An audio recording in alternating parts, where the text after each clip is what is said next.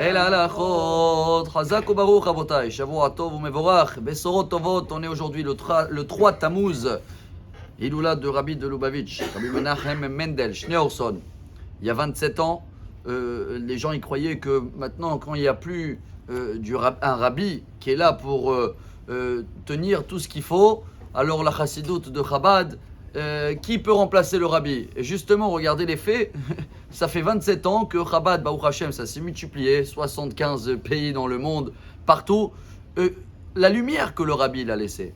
Et voilà peut-être un message pour nous très important pour cette semaine-là, parce qu'après Korach, après la terre qu'elle s'est ouverte la semaine dernière à Jérusalem, et après tous ces événements-là, je me demande, quand on était des enfants dans l'école, si certains de vous étaient dans des écoles religieuses, et on avait 3 ans et 5 ans, et quand il nous a raconté sur Korach, on le prenait comment, Korach?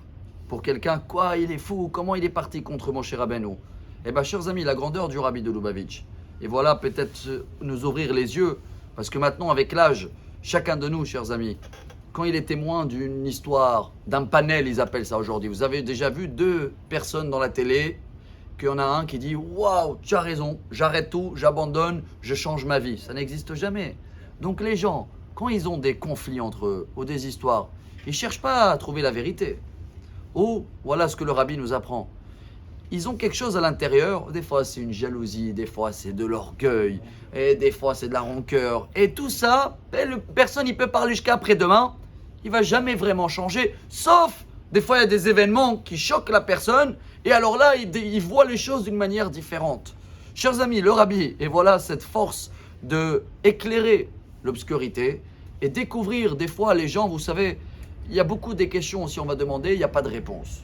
Vous allez voir même les très grands rabbins, je leur demande une question, des fois ils te répondent quelque chose qui n'a rien à voir. Comme la paracha de cette semaine, elle s'appelle Hukat. Zot, Hukat, un para, c'est quoi la vache rousse? Quelqu'un il peut comprendre, non?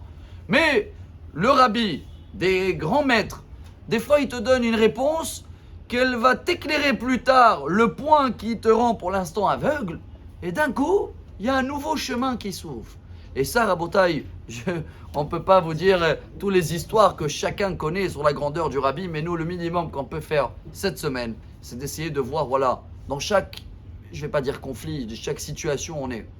Est-ce que je cherche vraiment la vérité ou j'attends juste sortir de cette situation à avoir raison? Si je cherche à avoir la vérité, et voilà comment le rabbi il est parti éclairer partout, parce que chaque juif, même la semaine dernière, on a vu Datan va Aviram, les deux qui n'arrêtaient pas chercher Moshe Rabbeinu, même chez eux, le rabbi de Lubavitch il a trouvé un mérite, car c'est eux qui étaient défendre le peuple d'Israël devant Pharaon quand il voulait leur faire des conditions de travail plus graves. Cette image-là, une fois, elle a effacé 60 ans de conflit devant Moshe Rabbeinu. Et bien le rabbi de Lubavitch, il savait trouver dans chaque juif un mérite, une petite histoire, une petite image où il a éclairé, et avec ça, il a pu éclairer toute l'obscurité. Venez, on essaye d'apprendre de son chemin-là, d'essayer de l'appliquer dans notre entourage, et comme ça, Bezrat Hashem, on va voir, si Dieu veut, Geoula Shelema et Mashiach Now, Teref Umiyad Mamash. Shavua Tov, Amar Rabbi Elazar.